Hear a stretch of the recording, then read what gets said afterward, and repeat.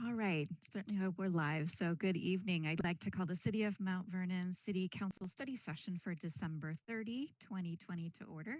The time is now 6:02. Item A tonight is the selection of a council member, and this is where council can elect to adjourn into executive session if they would like. So I guess I would ask council if that's something you'd like to do. I would. Yep, Do we I need to think make a motion? Kevin, do I just call it or? Council can make a motion. You can call it, Mayor. What I would want Okay. direction is how long you think you need, because I need to call a time. Would you like to start with, say, 20 minutes and then go from there? Does that sound? Sure, Or- that's good. Okay, then I would invite the City Council to meet in an executive session for a period of 20 minutes to discuss qualifications of a candidate for appointment to elective office pursuant to RCW 42-3110, subsection 1H. However, any final action appointing a candidate to elective office shall be in an open public meeting. Okay, with that, we'll adjourn into executive session. So I'll ask TV10 to do what they need to do technology and let us know when we are clear. So.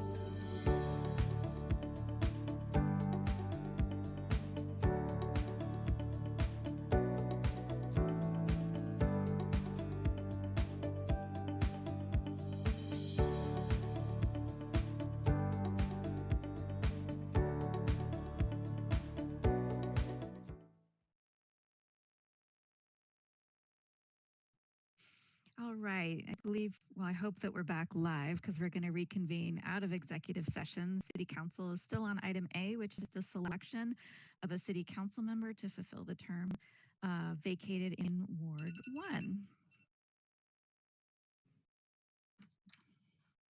So I would believe Council Member Carillas might like to speak first. I would like to nominate Juan Morales as the new city council member to take the vacancy that Aaron Mulder left because of illness. Then I would like to nominate him. All right. I will second that motion. All right, then that is a motion by Iris and a second by Melissa. All those in favor, please indicate by saying aye. Aye. Aye. And are there any opposed? All right, motion carries. So council has made it official to appoint Mr. Juan Morales to the position of council member for Ward 1. We will be in contact with him. Thank you, council. Mayor, Yes, go ahead. may I have a moment of personal privilege? Of course. So I'd like to be the first to welcome Juan to the Mount Vernon City Council. I look forward to him joining us next week, or next meeting, I should say. All right, excellent. Thank you. I should give the opportunity if anyone else would like to say something. Yes, I'd like to say welcome, Juan. Very excited for you, and I know you'll bring your very best efforts and do wonderful things with us and making our city even better than it is. Congratulations. Thank you. If I could just jump in quickly, we did have 7 or 8 applicants, and they were all very well qualified, made for a tough decision, but couldn't go wrong. We are looking forward to working with everybody to find some role in the city, because there's a lot that we want to do, and it takes a big team. So we've got a lot ahead of us. Thank you. Thanks, and congratulations, Juan, for sure. Looking forward to working with you. Okay, great. Thank you so much. Okay, moving on then. Item B tonight is the surplus of city-owned property, a purchase and sale agreement.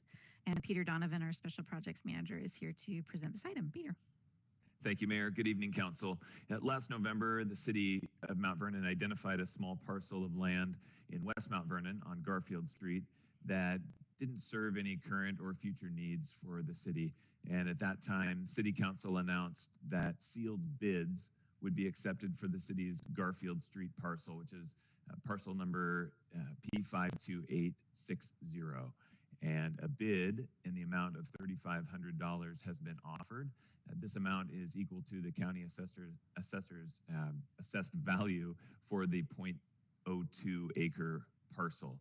And tonight, staff is recommending that council adopt a resolution that will do 2 things. It's going to provide for the disposal of interest in this real estate deemed surplus to the needs of the city of Mount Vernon. And also, the same resolution will approve the mayor to enter into a purchase and sale agreement with the high bidder. In this case, that would be Neighborhood Innovators, LLC, for a purchase price of $3,500.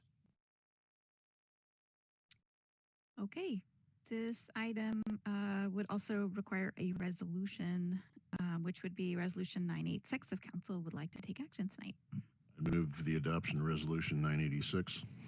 Second. All right, motion by Mark and a second by Gary. All those in favor, please signify by saying aye. Aye. Are there any opposed? All right, motion carries. Thank you, Peter. Item C tonight is a CDBG agreement with Community Action. And again, Peter Donovan. Thanks, Mayor. Excuse me, Council, the CDBG agreement that you have before you tonight, you've seen a lot of these this year, but this one is for the city's regular, so read not COVID related, the city's regular CDBG program. For the past several years, the city has dedicated its full 15% allotment, which is allowed for human services, from its annual CDBG allocation to Community Action of Skagit County. This 15% allotment of the city's full 2020-2021 CDBG allocation of $383,000 comes to about $57,000 directed to community action for the purpose of operating the Community Action Housing and Resource Center program. This is an allocation that you have, City Council, you have approved earlier this year when you approved the city's 2020-2021 action plan. And the allocation has also been approved by the Federal Department of Housing and Urban Development. So tonight, staff is recommending that council authorize the mayor to enter into this agreement with Community Action of Skagit County to assist community action in serving the residents of the city of Mount Vernon. All right, any questions for Peter on this particular item? I have no questions. I'll make a motion that council authorize the mayor to enter into an agreement with Community Action. Second. Okay, I didn't see that. Sorry. Was that Iris? Okay, It was thank Iris. you. So motion by Melissa and a Second, Mary. It's okay. second by Iris. All those in favor, please signify by saying aye. Aye. Aye. Is there any opposed? Same sign. Motion carries. Thank you so much. All right, item D tonight is a discussion of our 2021 legislative priorities. And so I thought I would share my screen, and what council was provided was just a draft. Hopefully you realize that was a draft of a legislative priority 2-pager. And I thought I'd explain a couple things on it, and then certainly talk through what you would like us to do or perhaps edit on this. As you know, for council, up on the top, it says legislative districts 10 or 40, and I would want to tailor it depending on who we're sending it to. So sending it to our 10th district and sending it to our 40th district. So that's why it's highlighted, so that I could hopefully explain that. We had talked about some of the priorities of maintaining shared revenue to support cities. Also, we had discussed earlier about economic stimulus grants, that it looks like the state is going to try and come up with some funding to help with capital grants for things that most likely have a nexus toward climate efforts. And so what we thought we would do in the small group, which I apologize, I should have mentioned that at the beginning. So in small group discussions with Council Member Mark Hulst, Mary Hudson, and Richard Brocksmith. So we thought that if we gave some examples of capital projects that could be eligible for these types of possible stimulus funds, then that would be helpful to our legislators as they start crafting, what a program could look like. So you see our capital projects here, the Commons project, the fire station, safety and energy upgrades. A couple new ideas were broadband to low-income residents through the Stokely Tower, and a public-private partnership that we could potentially work on. Fish Passage Culvert projects, as you probably remember, we've been working on that for a few years now on our own, but it's a huge issue in our state that are working on that. And then number 5 is grayed out because I didn't have all the information, and I have it as of today, that we could, if there was a grant program, we could plan to transition some of our city fleet to carbon neutral vehicles, either hybrid or electric. And so what I had staff do is just take a real cursory view over the potential of that. Like if we were going to do that, how many vehicles would make sense?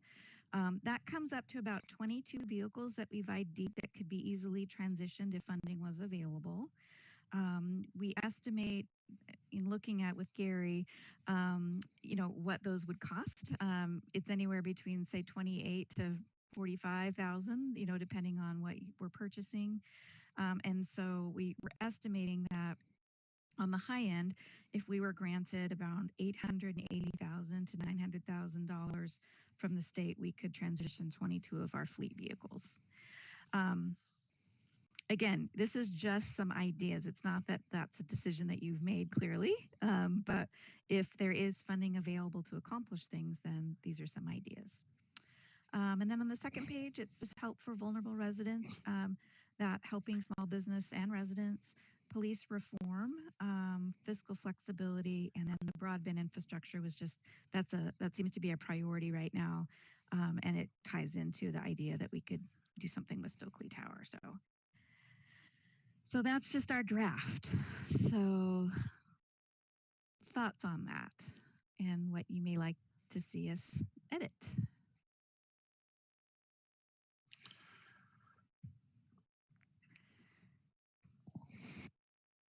Mark or Mayor Richard, if you wanted to So I would say chime in at that all, or we went through this.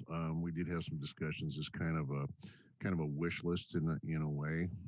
There were some questions, obviously more questions about converting to electric, not just the vehicles, but the charging stations and all those kind of things. We haven't. I don't know that all that's been worked out. But there'd have to be money available from the state in order for us to move forward, and we can answer those questions down the road. The rest of it, I think, is pretty straightforward. It meets the needs of our city residents and the needs of the city and our city staff. And I think it's a good working document to take to the legislature. Go ahead, Yeah, Melissa. yeah, I just wanted to chime in. And first off, I wanted to say thank you to council members Brock Smith, Hudson, and Holst for sitting down with the mayor and her staff and putting this together. I think it's very well laid out. It's very thoughtful, and I really appreciate it. Thank you. So I'll jump in. One of the things we talked about was aligning our priorities and showing examples with what the Association of Washington Cities has done. And so those 5 other areas on the screen besides economic stimulus grants are their 5 priorities. And so we really wanted to show, how that could benefit the city and align with that larger lobbying effort that's going on. So I think it'll be really intuitive for our legislators to see. So that's good. I think one of along that same theme, a lot of our nonprofit partners in the county and their statewide associations are also advocating for very similar programs, particularly those around the help for the most vulnerable residents and our small businesses. Everybody's very well of the COVID pandemic and the fact that it's going to be with us for a few more months, particularly for those most vulnerable in the community. And so, if anything, I'd like to see that, profile raised. And I don't know if it has to change the document, but make sure that that's, part of what we're doing. I think that's where the legislature is going to be this year, is really dealing with trying to get through the health part and then over the economic impacts. So those are pretty, that should be a front and center piece, and we can align with lots of other groups who are making the same case.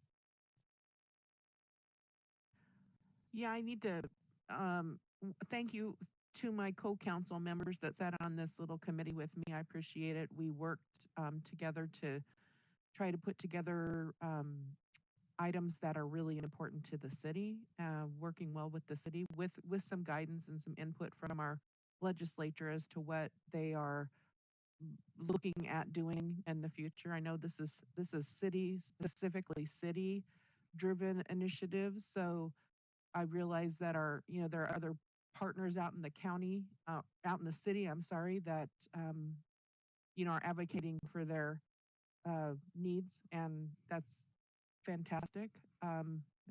We need to realize that this is a city document, and we're trying to make sure that we're working on the entire city, moving forward the things that we need.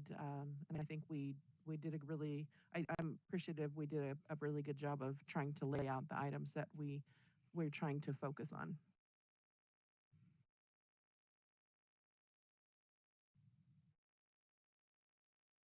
Okay. So what I'm hearing is that it looks good. We'll add in a little bit of that fleet electrification number.